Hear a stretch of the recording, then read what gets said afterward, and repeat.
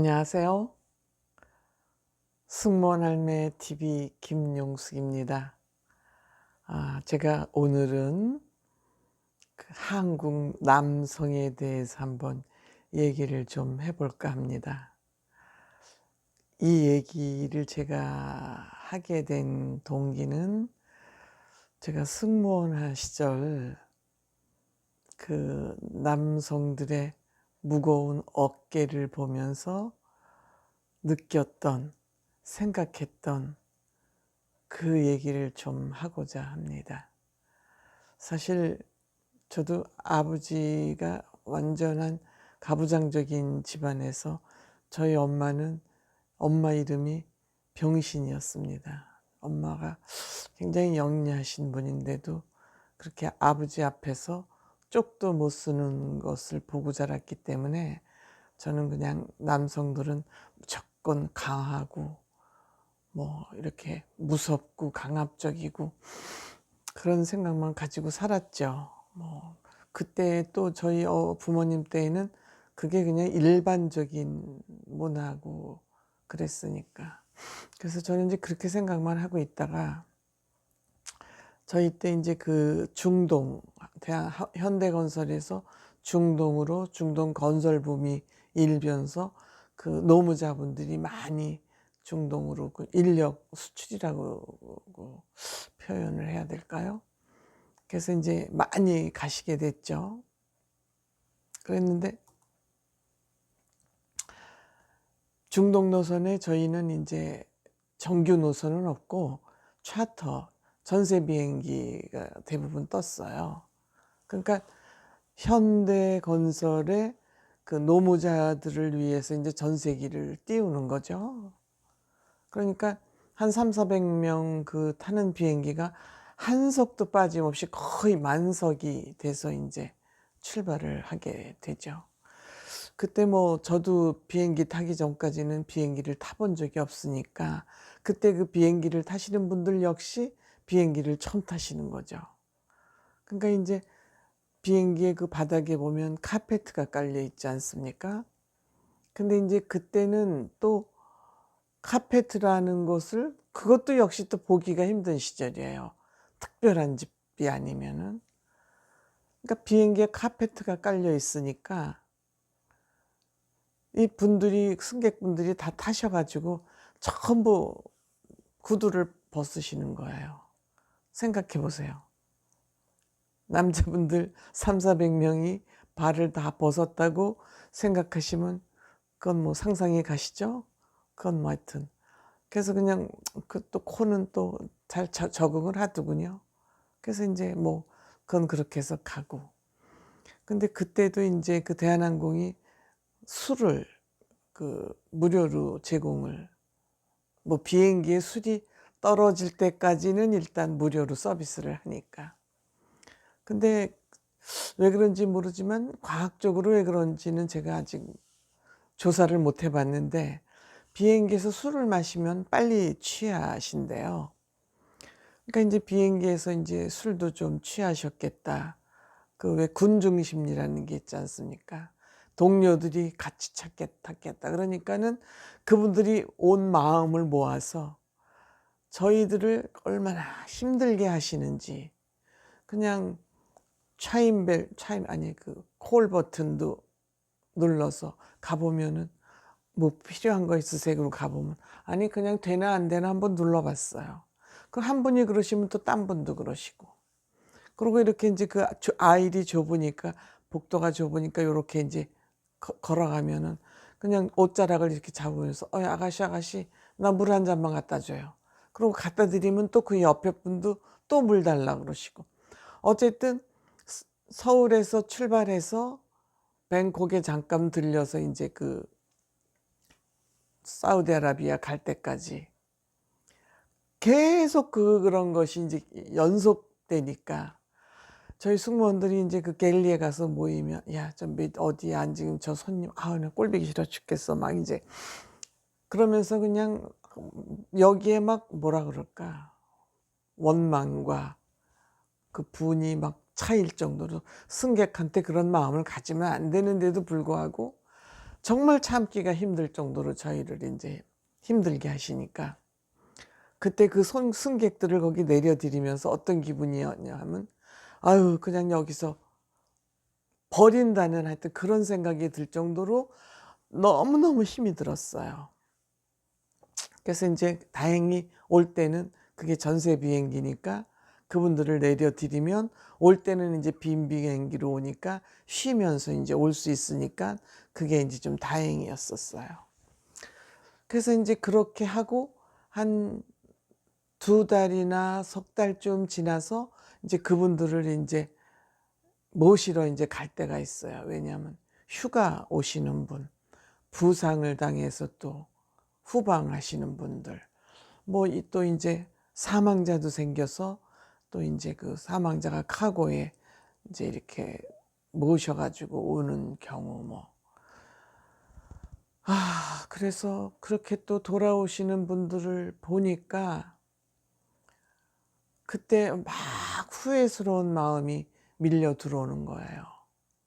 이제 이분들이 오실 때는 어떤 모습이냐면 그렇게 저희들을 힘들게 하시더니 풀이 다 죽어서 식사를 드려도 식사도 안 하신다. 술을 드려도 술도 안 마신다. 아무것도 싫고 빨리 집에만 가고 싶은 거예요.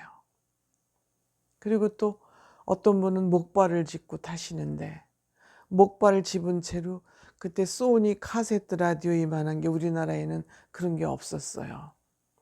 그걸 이제 워낙 이제 저희가 세관이 통과가 힘들어서 외국에서 외국 물건 사오면은 세관에 들어오면서 다 압수를 당하거나 세금을 내거나 그래야 되는데 중동 그 노무자분들한테는 그냥 프리패스로 세금 내지 않고 2대까지를 아마 그 프리패스를 해준 모양이에요.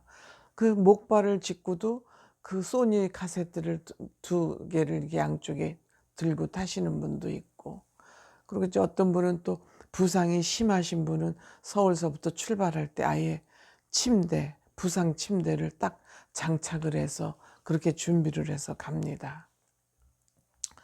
그래서 그런 모습을 보니까 그때 왜 그분들한테 그렇게 미운 마음을 가졌을까 하고 굉장히 후회가 되는 거예요. 그래서 잘 이제 서비스를 해서 이제 저희가 모시고 왔죠. 이제 모시고 오면서 제가 드는 생각이 남자들의 어깨가 이렇게 무거운 것이구나.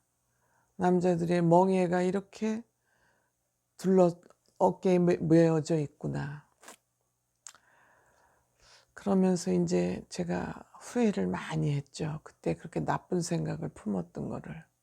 근데 그러고 나서 신문을 보니까 부인이 바람이 난 거예요. 부인이 바람이 나고 심한 경우에는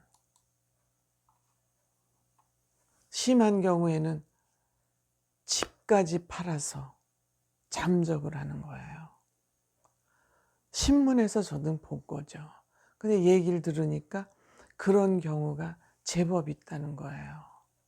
그러니 한국에 돌아온 그 남편은 그 떼약볕에 가서 가족하고 잘 먹고 살겠다고 가서 그렇게 일을 하면서 부상도 당하고 사망도 하시고, 그러고 돌아와 보니 결론은 부인은 부인대로 잊어버리고 집안이 풍비박산이 나고, 이런 상황을 지켜보면서 제가 결혼은 안 했었지만 이거 남자들에 대한 생각을 다시 해야 되겠구나, 그런 생각이 제가 들더라고요. 그래서 저는 그때부터 남자들의 삶이 얼마나 힘든지, 뭐 겉으로는 강한 척하고 센 척하지만 정말 남자들의 삶이 얼마나 고달픈지 저는 알게 됐어요. 그래서 저는 아줌마 운동을 하면서도 여성의 권리를 찾겠다든지 남자를 적대적으로 생각해서 뭐 경쟁 대상으로 본다든지 저는 그런 운동을 하지 않았습니다. 그렇기 때문에 저는 여성운동계에서 왕따입니다. 아주 많은 나라의 기둥이라는 운동을 하지만 저는 여성운동에, 페미니즘 운동에 동의하지 않습니다. 여성운동도 페미니즘도 남녀가 잘 화합해서 보다 발전적으로 잘 살기 위한 것이 시민사회 운동의 목적이지, 내 거 더 쥐겠다고, 내 권한 더 찾겠다고 상대방을 경쟁 대상으로 해서 극복 대상으로 생각한다는 거, 저는 이거 바람직하지 않은 운동이라고 생각합니다. 저는 한국 여성운동이 한국의 여성 권익을 신장시키는데 어느 정도 역할을 했다는 거 인정하지만, 여성운동의 왜곡된 여성운동으로 인해서 지금 대한민국의 남녀 갈등, 페미니즘으로 인해서 그 강남역에서 그런 사건이 나고 화장실에서 이런 거를 보면서 저는 한국의 여성운동을 되돌아봐야 된다고 생각합니다. 그래서 저는 지금도 한국 어머니들, 한국 부인들, 아주머니들께 드리고 싶은 말씀이 있습니다. 남자들이 경제활동을 활발하게 하다가 경제력이 상실될 때 그 모든 경제력을 다 봉급이 통장으로 들어가니까 경제력을 부인들이 거의 다 확보를 하고 남자들이 용돈을 받아다 씁니다. 그러면서 은퇴하고 난 후에 남자들을 굉장히 허술하게 취급을 합니다. 구박을 합니다. 저 이거 안 된다고 생각합니다. 핑계는 있죠. 뭐 돈 좀 번다고 허세를 부렸다, 나를 힘들게 했다, 이렇게 해서 안갚음하듯이 남자들을 대하는 거, 저는 이거 옳지 않은 일이라고 생각합니다. 남자들을 그렇게 대하겠으면 남자들이 힘 있을 때 그렇게 대했어야 된다고 생각합니다. 힘없고 다 맥 빠졌을 때 구박하는 거는 사람의 도리로서, 더군다나 부인의 임무로서, 부인으로서 그렇게 하면 안 된다고 생각합니다.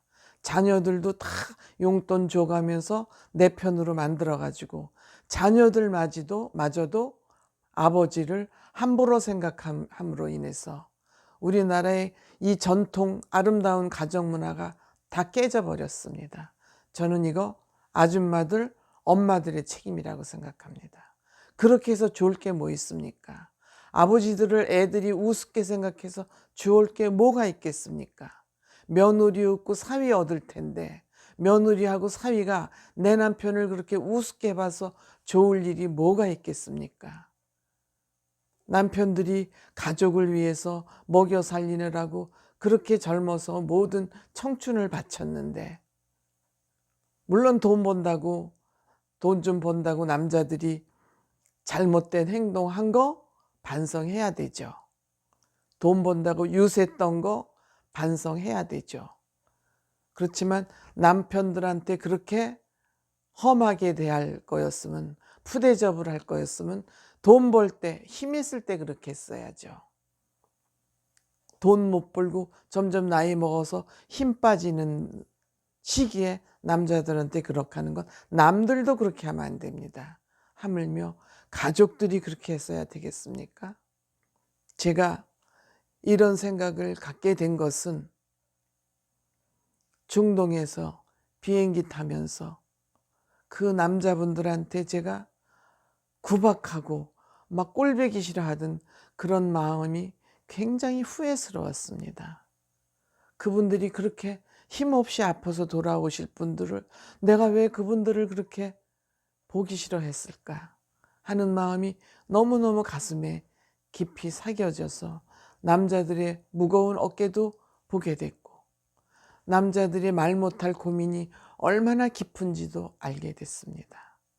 제가 이 영상을 찍는 거, 어머니들, 아내들, 남편들이 다소 마음에 안 들더라도 정말 남자는 나이 들면서 측은하고 불쌍해집니다. 가족이 뭡니까? 우리가 어려운 사람 봉사도 가는데 힘들고 맥 빠진 남편들을 그렇게 대해서야 되겠습니까? 이거는 자녀 교육에도 좋지 않습니다. 아이들이 부모들 이렇게 함부로 대해도 되는구나. 그렇게 자녀들한테 대우를 받게 해서야 되겠습니까?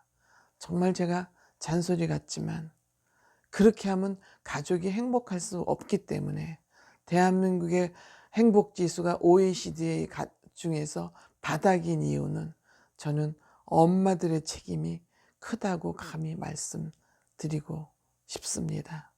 더 이상 얘기를 하면 어머니들이 듣기 싫으실 것 같아서 마치겠습니다. 고맙습니다.